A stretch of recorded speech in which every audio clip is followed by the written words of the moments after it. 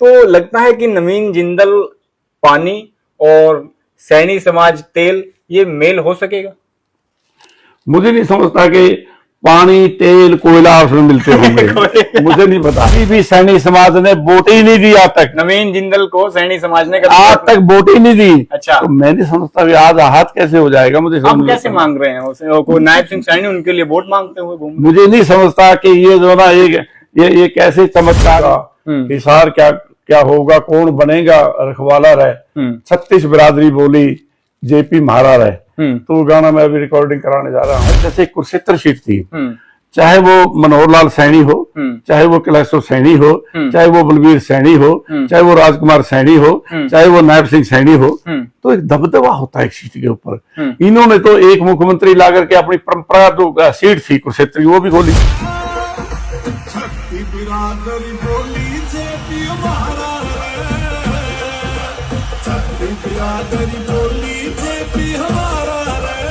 पहले चलाई मेट्रो के रेल चलाएगा, सरकार बनाएगा, हुड्डा सरकार बनाएगा। पहले चलाई मेट्रो इसके रेल चलावेगा, सरकार बनावेगा, हुड्डा सरकार बनावेगा। झाड़ू के साथ हुआ है, वो बहुत अच्छे मार्जिन से जीतेंगे सुशील जी, इसमें कोई दो राय नहीं है। जो मुख्यमंत्री हैं वो जिस जाति से आते हैं, मुझे नहीं समझ में आता कि वो वहां से जीत पाएंगे। यानी करनाल में आप सीधे तौर पर ये कहना चाहते हैं कि सैनी समाज की काफी कम वोटें हैं, 5000 से 6000 के करीब। हरियाणा में सियासी गतिविधियां हो और चुनाव हो और दिलबाग सिंह मोर के गाने ना चले तो बेईमानी हो जाती है। रैलियों में कार्यकर्ताओं में जोश भरने वाले दिलबाग मोर के गाने, और चुनाव दोबारा आ चुका है। लोकसभा चुनाव के तमाम 10 की 10 सीट पे कांग्रेस और इंडिया गठबंधन के प्रत्याशी सामने हैं। 1 पर इंडिया गठबंधन का प्रत्याशी और 9 पे कांग्रेस ने अपने जो धुरंधर है वो मैदान में उतारने हैं। 1 लोकसभा सीट का भी गुरुग्राम का फाइनल होना बाकी है। फिलहाल सीधे दिलबाग सिंह मोर से बातचीत कर लेते हैं भी कौन सा गाना होगा और वो कौन सा बड़ा जो धमाका करने वाले हैं, जो सीधा जोश भरने वाला है कांग्रेस के कार्यकर्ताओं में। पहले इन्होंने आदमपुर उपचुनाव में जयप्रकाश जेपी के ऊपर गाना निकाला और अब की बार फिर ये गाना निकालने जा रहे हैं और सियासी गतिविधियों पर सीधा इनसे बातचीत कर लेते हैं। सर, बहुत बहुत स्वागत आपका। नमस्कार सभी दर्शकों को और जो जेपी टीवी देखते हैं। और ये पता नहीं जेपी टीवी जब भी मैं देखता हूँ जी कहाँ से खबरें निकाल के लाते हैं, तो ये मैं समझता हूँ इस खबरी लाल ने आज मेरे को ही पकड़ लिया है जी। और मुझे पता है कि जो बात मैं नहीं कहना था वो बातें भी मेरे से कहलवा लेंगे, मुझे इनका यकीन है जी। आपको एक बार फिर नमस्कार जी। तो सबसे पहला मेरा सवाल आता है, पहले अभी चुनाव संपन्न हुआ था आदमपुर उपचुनाव का, तो उपचुनाव के बाद दोबारा जेपी मैदान में है। आपने एक गाना निकाला और रिकॉर्ड तोड़ मत, या फिर यूं कहें कि कांग्रेस का जो वोट शेयर है वो काफी बड़ा था पिछली बार। अब की बार लोकसभा में क्या कुछ रहने वाला, दोबारा जेपी मैदान में है? जयप्रकाश भाई, पहली बात तो ये है कि मैं कोई गायक कलाकार तो नहीं हूँ जी। ये सही है कि मैं कांग्रेस पार्टी के लिए गाना गाता हूँ, राहुल जी के लिए, सोनिया के लिए जी, चौधरी भूपेंद्र के लिए, इसमें भी कोई शक नहीं है कि मैं उनके लिए गीत लिखता हूँ, गाता हूँ। रही बात आपने पूछा कि जयप्रकाश जी, मैं गाने तो जयप्रकाश जी के लिए भी और जितने भी कांग्रेस के हमारे खड़े हैं उनके लिए भी कुछ लिखूंगा और गाऊंगा। और इसमें तो ये सही है कि हरियाणा के अंदर जो सर्वा सर्वे हैं कांग्रेस पार्टी के, चौधरी भूपेंद्र सिंह जी हुड्डा जो पूर्व मुख्यमंत्री रहे हैं, उनके बारे में मैं बहुत कुछ बताता रहता हूँ। और जब मैं उनके बारे में बताऊंगा तो हर एक कैंडिडेट के बारे में बताऊंगा। जहां तक भाई जयप्रकाश के बारे में आपने कहा है, उनके बारे में मैं आज ही गाना एक लिखा है कि हिसार का क्या होगा, हिसार क्या होगा, कौन बनेगा रखवाला रहे। 36 बिरादरी बोली जेपी महारा रहे। तो वो गाना मैं अभी रिकॉर्डिंग कराने जा रहा हूँ, जल्द रिकॉर्डिंग हो गया, आज ही बजना शुरू हो जाएगा। और इसी प्रकार जो दूसरे हमारे कैंडिडेट 9 कैंडिडेट हमारे खड़े हैं, उनके लिए बारे में मैं उनके चुनाव क्षेत्र में जाऊंगा और उनकी गतिविधियां नोट करके, और सारी की सारी जो कांग्रेस पार्टी की नीति है, श्रीमती सोनिया गांधी से लेके राहुल जी और प्रियंका जी और बड़े नेता जो हमारे खड़गे साहब हैं उनके लिए भी, और यहाँ हमारे हरियाणा के जो प्रेसिडेंट हैं उदय भान जी, उनके बारे में भी, सभी के नेताओं के बारे में मैं गाने लिखने वाला हूँ। और वो मेरे गाने मतवातर चलते भी रहते हैं और इस चुनाव में धूम मचा देंगे।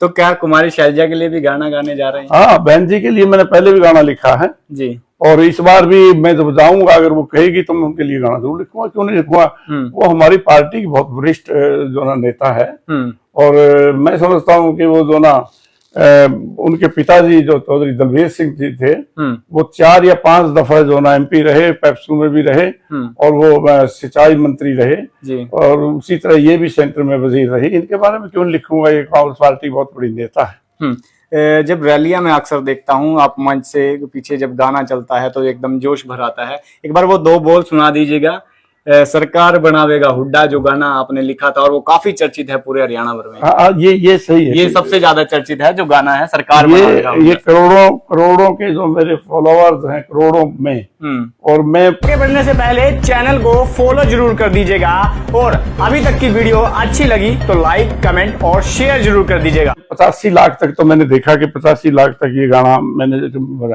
उसके बाद मैंने बजना है ये गाना, मैंने मतलब इतना बजता है कि मैंने, ऐसा कुछ है कि पहले चलाई मेट्रो, कुछ इस तरह। हाँ, पहले चलाई मेट्रो के रेल चलाएगा, सरकार बनाएगा हुड्डा, सरकार बनाएगा, और 2 राय नहीं है। इस इलेक्शन से ठीक 2 महीने के बाद में चौधरी भूपेंद्र सिंह हुड्डा इस हरियाणा के और सर्वा होंगे, चीफ मिनिस्टर होंगे। और मैं समझता हूँ कि जैसे ही यहाँ से खट्टर साहब चले गए थे, अब मुझे नहीं पता कि क्यों वो भेजे गए हैं, चले गए हैं, कहाँ गए हैं मुझे नहीं मालूम।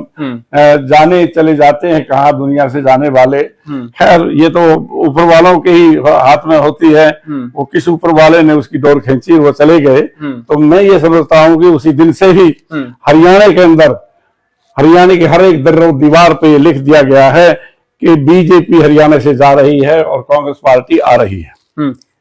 टिकट बांटने की बात आ जाती है। टिकट बांटने में लोग कहते हैं कि भाई हुड्डा हो रही है, हुड्डा ने मतलब अपनी चलाई यार, हुड्डा हो रही है, और हुड्डा ने अपने बंदा था सारा था, टिकट दवा दी। देखिए, टिकट जहां तक बांटने की सवाल है, टिकट दिलवाने की बात है। हमारे आदरणीय हुड्डा साहब जी, चाहे वो कितने भी बड़े रहे हो, 10 साल तक चीफ मिनिस्टर रहे, ये तो सही है कि उनकी रिकमेंडेशन जाती है। चौधरी उदय भान जिया की रिकमेंडेशन जाती रही है। इससे पहले बहन शैलजा की भी गई है, अशोक तंवर की भी गई है, दूसरों की भी जो हमारे नेता हैं, अजीज रणदीप सिंह सुरजेवाला की भी रिकमेंडेशन गई है। तो रणदीप सुरजेवाला की रिकमेंडेशन से कोई टिकट मिली लोकसभा की? बट मैं बता रहा हूं कि रिकमेंडेशन तो चली जाती है, ये अच्छी बात है। वो हर एक अपने समर्थक के बारे में, अपने जो नजदीकी उनके बारे में वो लिखते हैं, अवगत कराते हैं। बट ये कांग्रेस पार्टी के बारे में जो लोग बार बार ये कह रहे थे कि इनके पास तो कैंडिडेट ही नहीं है, ये तो बहुत लेट हो गए हैं। एक्चुअली क्या है कि हरियाणा के जो चुनाव है वो इस देश में सबसे पीछे हैं, लोकसभा के चुनाव जो है। तो लोग एक चरण से पहले चरण में, अंतिम चरण के 1 तारीख को, अंतिम चरण के 1 तारीख को जो जिस दिन भी है वो अंतिम चरण में है। तो पहले तो जो हाई कमान था उसने दूसरी टिकटें बांटनी थी, वितरण करनी थी, तमाम दूसरी, और बाद में हरियाणा लिया। और बाद में हरियाणा इसीलिए लिया कि रिकमेंडेशन तो ठीक है, सबकी रिकमेंडेशन ठीक है, बट एक सर्वे करवाया गया, एक नहीं 2 सर्वे करवाए गए, और उन सर्वों में ये पाया कि जो आदमी जीतने के काबिल था उन्हीं को टिकट वितरण कर दी गई है। तो SRK गुट के नेता जीतने के काबिल नहीं थे? मुझे नहीं पता कि SR के बारे में आप क्या कह रहे हो कि SR नेता कौन है, लेकिन हम तो सब एक हैं। मैं ये कह रहा हूं कि अगर उसी में से कहते हो, अगर ऐसे शुरू होता है बहन शैलजा, तो सबसे पहले तो शैलजा को ही मिली है, और मैं ये समझता हूं कि जीत भी जो ना सबसे पहले सरसे से ही होगी। अच्छा, हाँ, इसमें कोई दो राय नहीं। कितना आंकड़ा मानते हैं वहां? यस, कितना बड़ा आंकड़ा जीत का मार्जिन? बहुत बड़ा आंकड़ा होगा। मैं ये समझता हूँ कि बीजेपी की सरसा से जमानत जब्त हो जाएगी। और रोहतक से तो कहने की जरूरत नहीं है, वो तो ट्रेन के आगे कोई जो ना, वो कोई समझ रहा है कि जम्मू तवी के आगे कोई चीज खड़ी कर दो, कुछ भी नहीं है। वो तो जो होना था पहले कर दिया जिस तरीके से, अब नहीं होगा। लोगों में जागृति है, और इतनी जागृति है कि छत्ती बिरादरी के अंदर। मैं ये नहीं समझता कि वो एक आजकल जो हुड्डा साहब हैं और जो दीपेंद्र हैं वो कोई एक जाति के नेता है, नहीं। कोई नहीं, आप ये आंकड़ा उठा करके देख लो कि सभी जातियों को मतवातर उनको मिले हैं। उसके अंदर मैं जहां तक ये समझता हूं कि उसके अंदर दलितों को भी उसमें टिकट दिया गया है, उसमें जो ना ब्राह्मणों को भी टिकट दिए गए हैं, उसमें गुर्जर जाति को भी टिकट दिया गया है, यादव जाति को भी टिकट दिया गया है, और ब्राह्मण जो सोनीपत से उनको भी टिकट दिया है।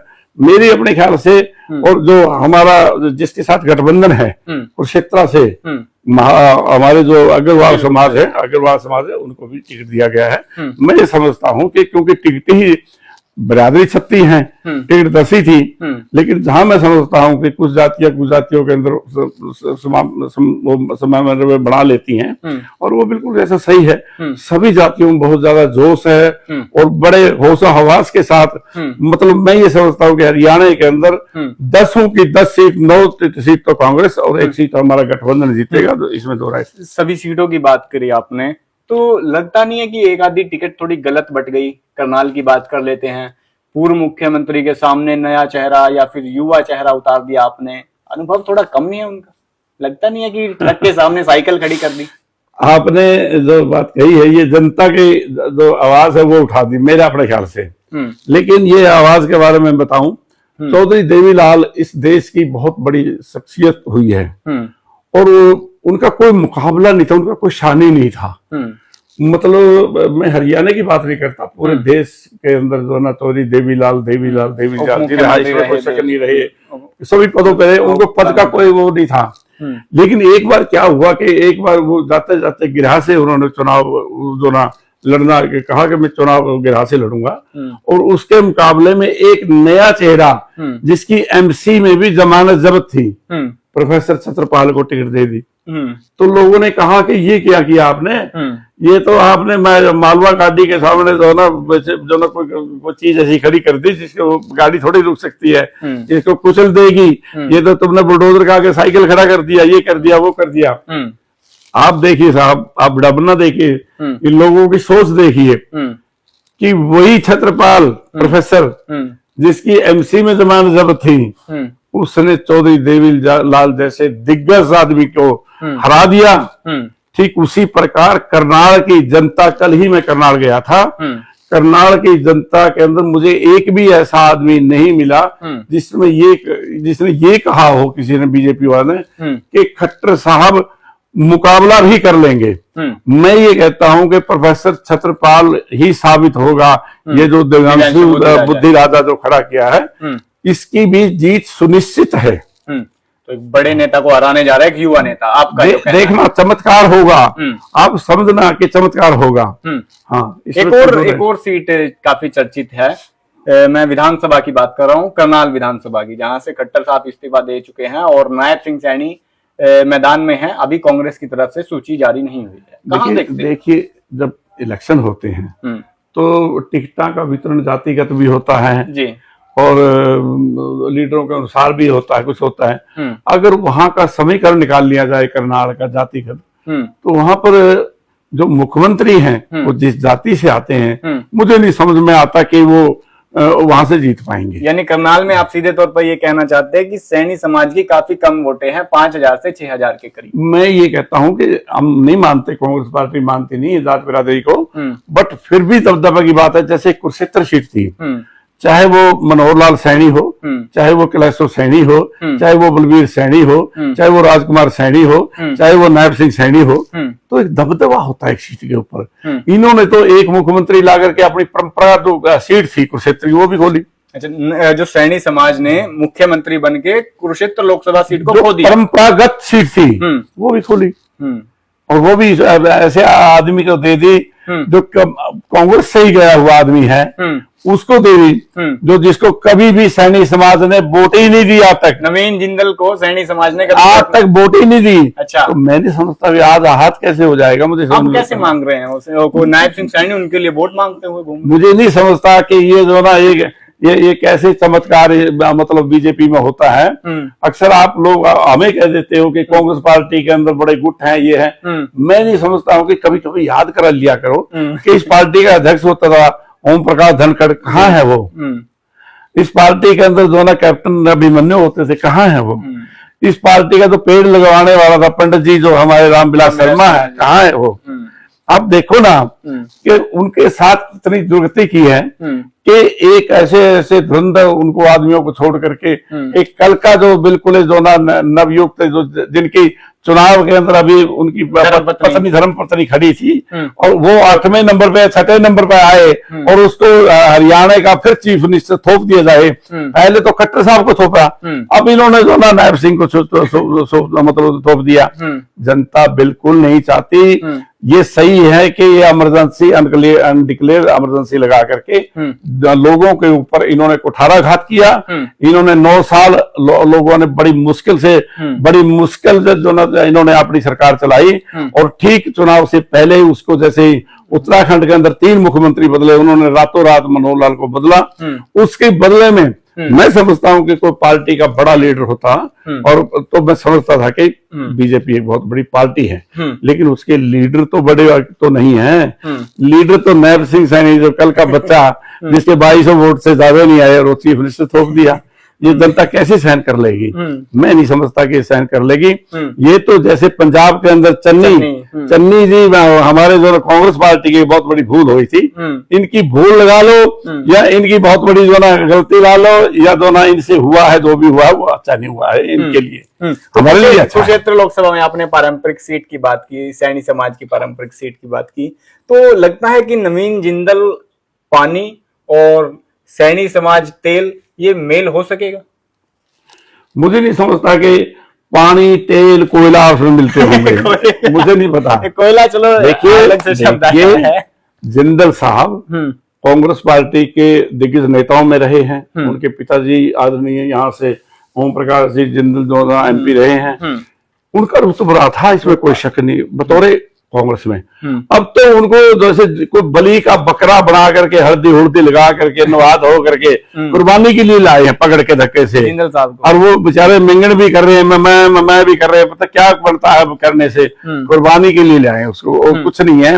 और ये भी बात सही है जो मैंने आपको बताया कि गुरजार सैनी, मनोहर लाल सैनी जैसे मैंने आपको बताया, जो कैलाशो सैनी, राजकुमार सैनी, नायब सैनी, कितने मतलब मैं समझता हूँ इससे पहले भी इस सीट के ऊपर परंपरागत से जो सैनी की सीट थी, इन्होंने अपनी सीट को एब्सोल्युटली खो दिया है, वो कभी नहीं आएगी। और यहाँ से जो कांग्रेस पार्टी के गठबंधन के हमारा जो आपके साथ हुआ, झाड़ू के साथ हुआ है, वो बहुत अच्छे मार्जिन से जीतेंगे सुशील जी, इसमें कोई दो राय नहीं है। और मैं ये समझता हूँ कि सैनी समाज को बहुत बड़ा धक्का है। तो तमाम लोकसभा सीटों पर बातचीत की और क्या कुछ सियासी समीकरण रहेंगे, लेकिन मंच से नया गाना जल्द ही आने वाला है और उस गाने में किस तरीके से जोश भरेंगे और किस तरीके से कांग्रेस कार्यकर्ताओं में जो जोश भरते हुए सर दिखाई देते हैं, वो भी आने वाले समय में हम आपको दिखाएंगे। फिलहाल आपका क्या कुछ कहना है तमाम लोकसभा सीटों के सियासी समीकरण को लेकर, कमेंट बॉक्स में राय देकर वीडियो को ज्यादा से ज्यादा शेयर जरूर कर दीजिएगा। नमस्कार।